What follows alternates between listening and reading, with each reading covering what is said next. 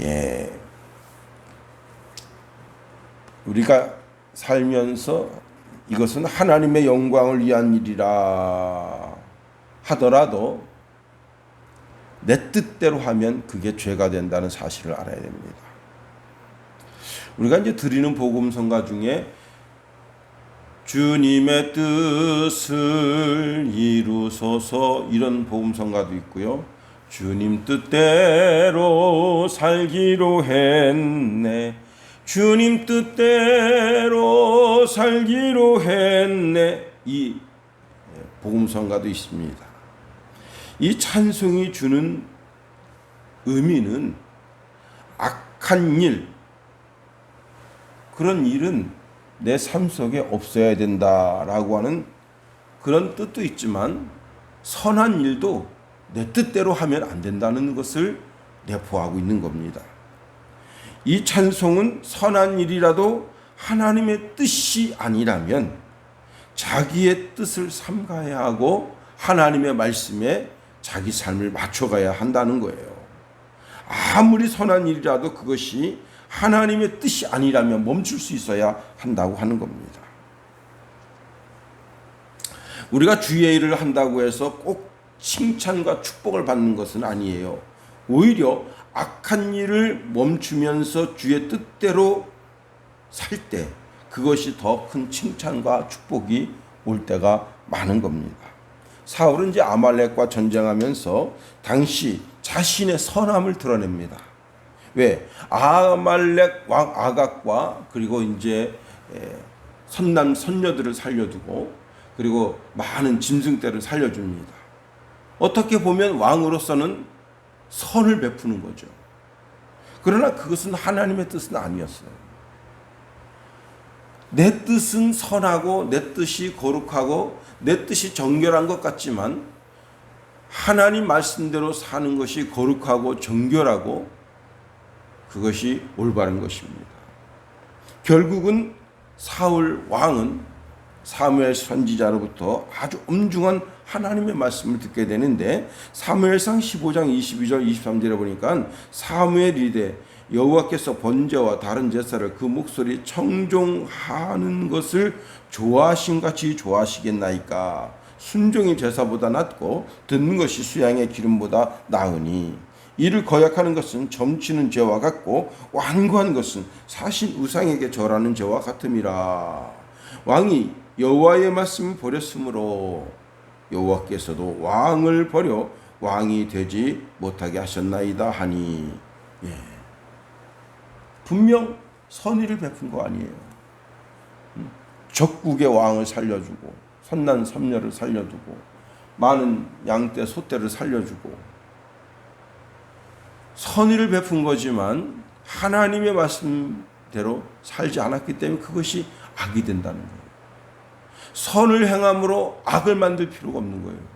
우리는 오히려 악을 그침으로 하나님께 더 큰 칭찬과 축복을 받게 된다 하는 사실을 알아야 되는 겁니다. 자, 더 나아가 선한 일을 하다가 오히려 그것이 그것 때문에 주의 뜻을 그르치게 된다면 내가 내 마음속에 가지고 있었던 결심을 멈춰야 할 때가 있는 거예요.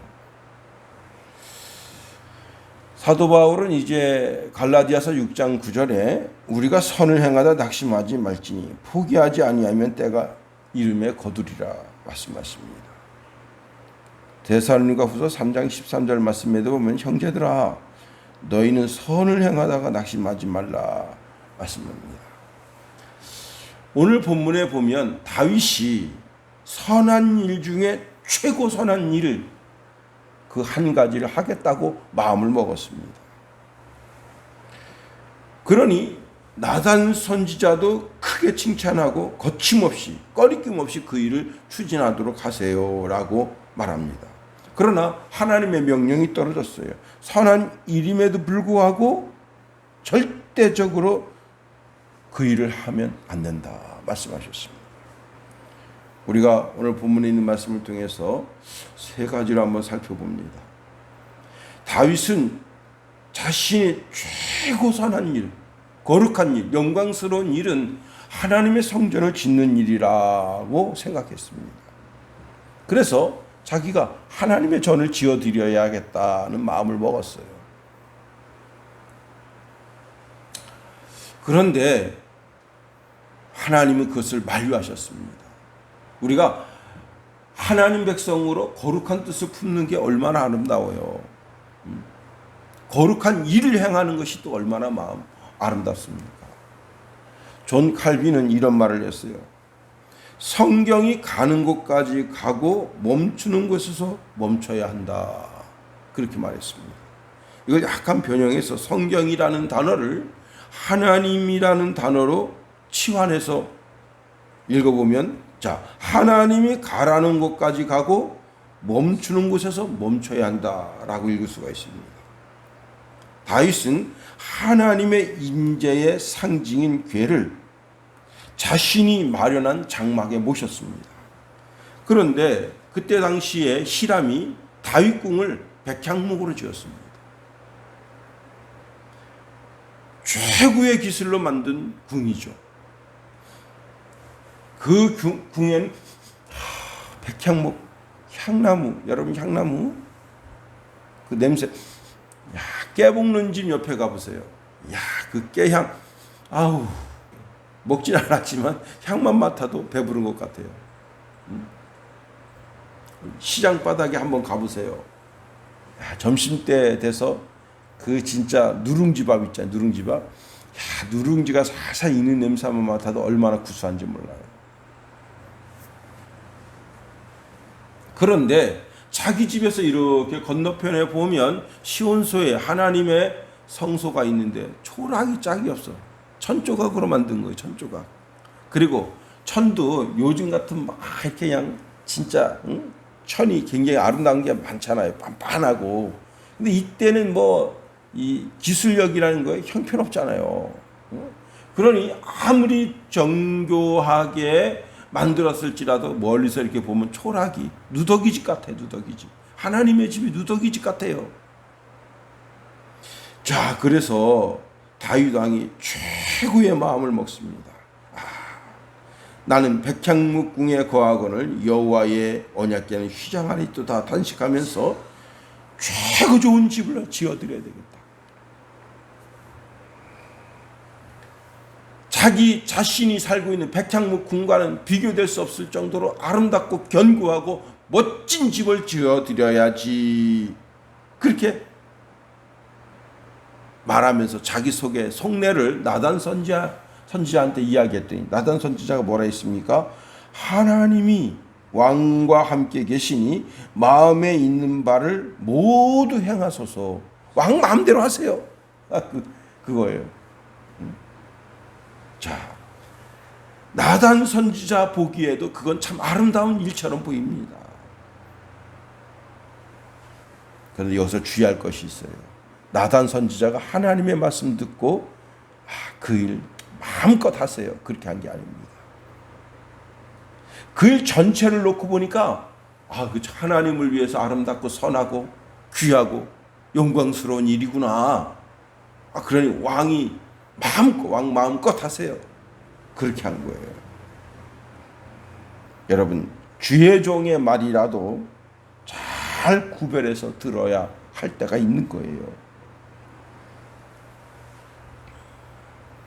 나단 선지자가 왕 마음대로 하세요 했지만 그건 하나님의 뜻은 아니었던 겁니다. 두 번째로 다윗도 나단 선지자도 하나님 뜻 위에 자기 주장을 세울 수는 없다 하는 사실입니다. 나단 선지자의 성급한 대답 때문에 하나님이 급하셨어요. 그래서 그날 밤에 나단 선지자의 꿈에 말씀해 주십니다. 그것이 3절에서 5절 말씀이에요. 그 밤에 하나님의 말씀이 나단에게 임하여 이르시되 가서 내 종 다윗에게 말하기를 여호와의 말씀이 너는 내가 거할 집을 건축하지 말라. 내가 이스라엘을 애굽에서 올라오게 한 날부터 오늘까지 집에 있지 아니하고 오직 이 장막과 저 장막에 있으며 이 성벽 성막과 저 성막이 있었나니 이스라엘 무리와 더불어 가는 곳에서 내가 내 백성을 먹이라고 명령한 이스라엘 어느 사사에게 내가 말하기를 너희가 어찌하여 내 백향목집을 건축하지 아니하였느냐고 말하였느냐 하고, 한마디로 말하면 성전 짓지 말아라. 다윗이 아름답고 거룩하고 고결한 뜻을 가졌더라도 안 된다. 왜? 전쟁에서 피를 많이 흘린 사람입니다. 그런데 다윗이 성전 건축을 못한다고 해서 하나님이 벌을 내리시거나 그렇게 하지는 않으신다 하셨습니다. 오히려 큰 은혜를 주신다 하셨어요. 그래요. 그 성전 건축은 그의 아들에게 주어진 몫이 되었습니다. 그러나 성전 건축은 하나님께로부터 큰 복을 받아 누리는 기회가 된다는 사실입니다. 이 이스라엘 백성들이 이제 바벨론 포로 생활에서 돌아와서 자기 옛집에 들어가 살게 되는 거예요. 그 자기 옛집 보니까 70년 지난 집이 오죽하겠어요? 그러니까 이 사람들이 산에 가서 나무를 잘라다가 자기 집을 그 나무를 잘 켜요. 켜가지고 나무로 집을 멋지게 수리했습니다. 그런데 여호와의 성전은 초라하기 짝이 없어. 성전이 퇴락되고 허술하고 무너진 데가 많은데 백성들은 거기에 마음 두지 않아요. 자기 집에 거기에만 마음을 둡니다. 자, 그때 하나님께서 말씀하십니다.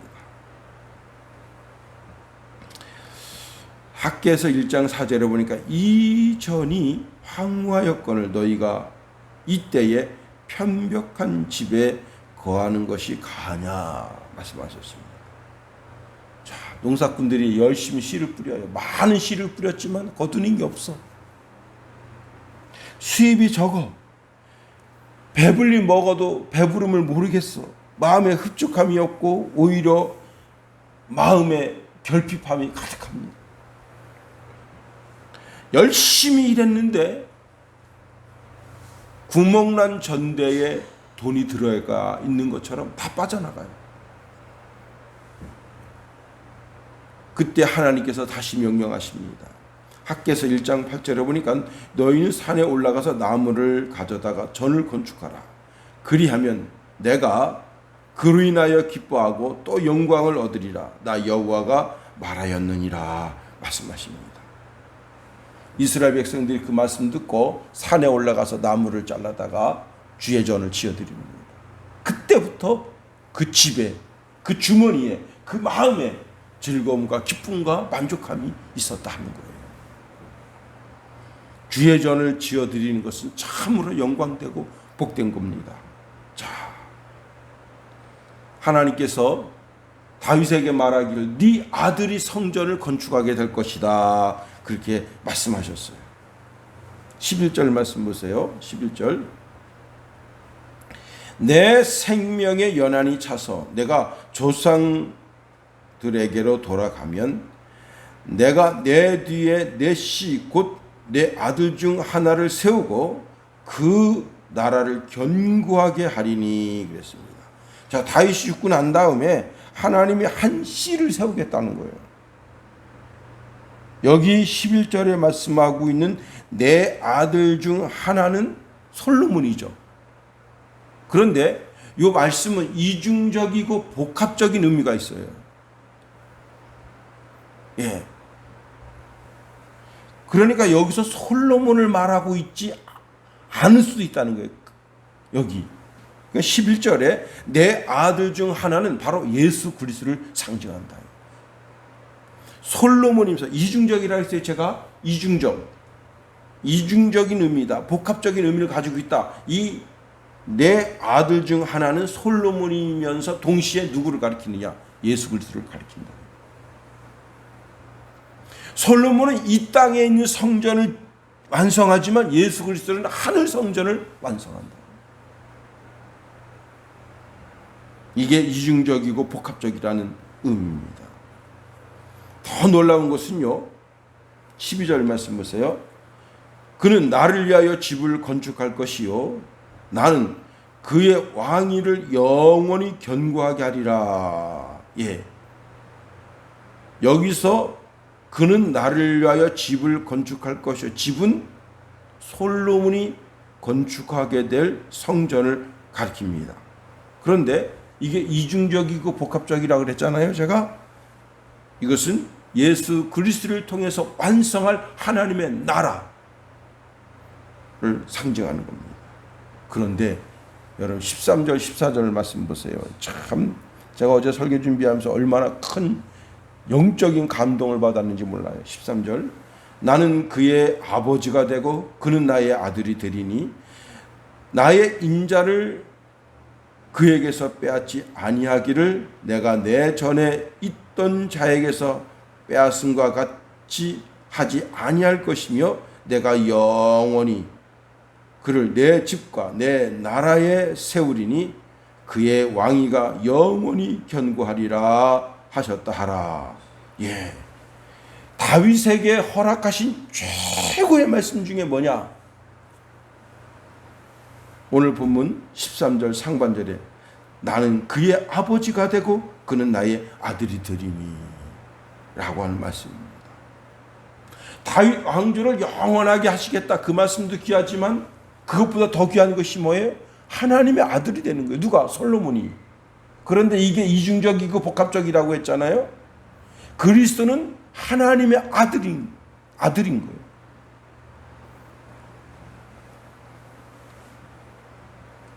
자, 아버지와 아들과의 관계는 어때요? 아버지가 아들을 낳는 거지 아들이 아버지를 낳는 게 아니에요.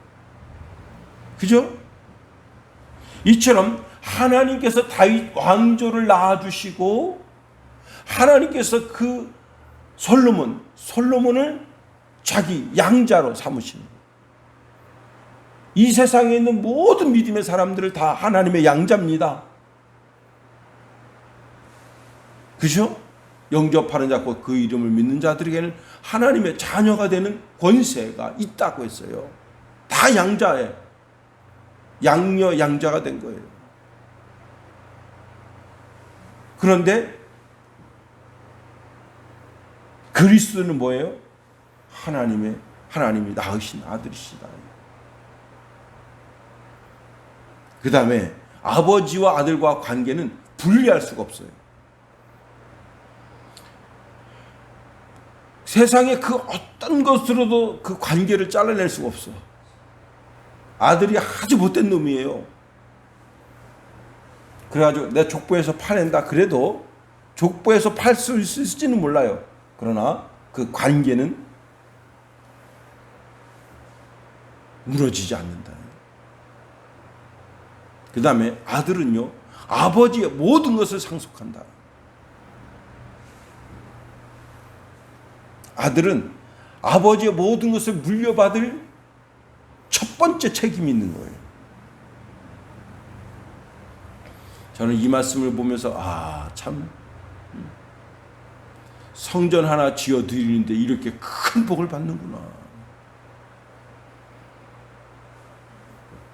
우리는 내 마음의 성전도 잘 지어드려야 되지만 내가 편안하게 예배드릴 수 있는 성전도 잘 지어드리는 그런 심령이 다 되어야 하는 겁니다.